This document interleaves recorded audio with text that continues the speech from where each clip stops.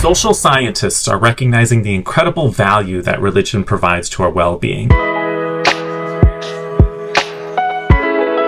Religious rituals have been shown to decrease anxiety, decrease depression, increase moral conduct, increase physical health, strengthen social connections, and many other benefits. This was explored in depth by David DeSteno. He earned a PhD in psychology from Yale University and spent 30 years studying how to make people more moral and resilient while walking the path of life. He discovered that religion does it really, really well. I realized that the surprise my colleagues and I felt when we saw evidence of religion's benefits was a sign of our hubris, born of a common notion among scientists. All of religion was superstition and, therefore, could have little practical benefit. Yet, as I learned and as this book shows, spiritual leaders often understood, in ways that we can now scientifically confirm, how to help people live better. But saying a prayer and living life normally isn't enough. You actually have to be involved and be religious. Saying you're religious doesn't matter much for health and happiness. It's being religious, taking part in the rituals and practices of a faith that makes life better. These religious rituals are being called spiritual technologies, but they aren't just for individuals. Spiritual technologies, like any other effective technologies, are powerful. They can destroy societies or strengthen them. Okay, let's get into all of the actual evidence for this. There are two major themes throughout the social science of religion: belief and connection. First, belief. With belief that God will intervene, that a ritual will heal, that a choice never to lie or cheat ensures the best outcomes, comes certainty. And with certainty comes a kind of inner peace. The links between faith and decreased anxiety can even be seen at the neurological level. For example, scientists have shown how belief calms activity in the anterior cingulate cortex, a part of the brain associated with what we might call alarm bell experiences.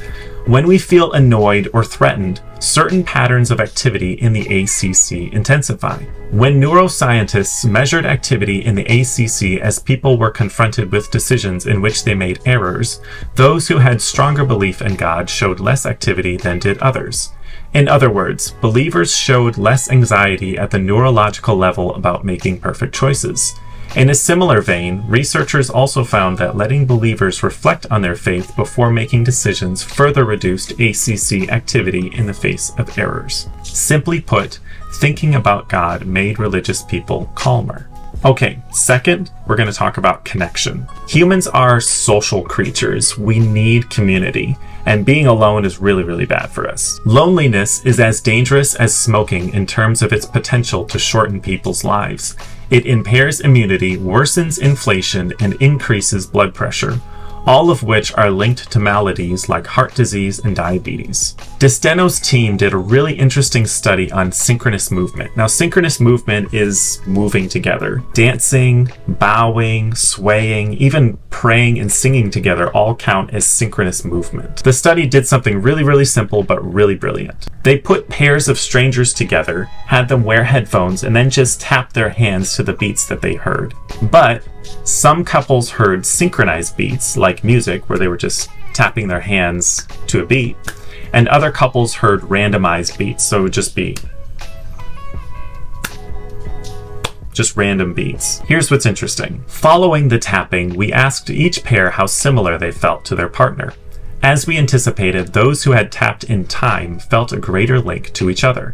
And when we later orchestrated a situation where one member of the pair needed help completing a difficult task, partners who had tapped synchronously were much more likely to come to the aid of each other and offer assistance, a rate of 49%, than were partners who didn't, a rate of 18%.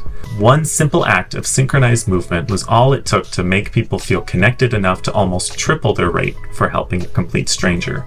Many other researchers have found similar results. As DeSteno concludes, religions the world over appear to have converged on synchrony as a tool for creating connection. And everything in this video is just in the introduction to this book. We still have all of this to talk about. Now, none of this means that religion is spiritually or theologically true. That's a different question. But religion is extremely helpful in living healthy lives. Comment below if you like this video and you want to hear more about the science of religion.